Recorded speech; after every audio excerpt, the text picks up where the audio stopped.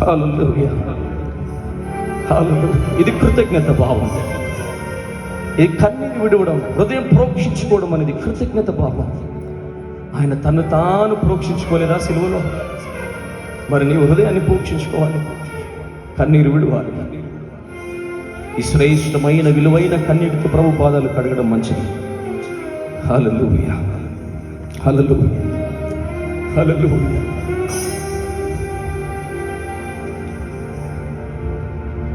ఎద్దు తన కాపరిని గుర్తించిన, గాడిద తన సొంతవాని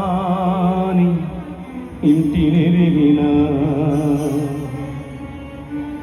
ఎద్దు తన కాపరిని గుర్తించిన,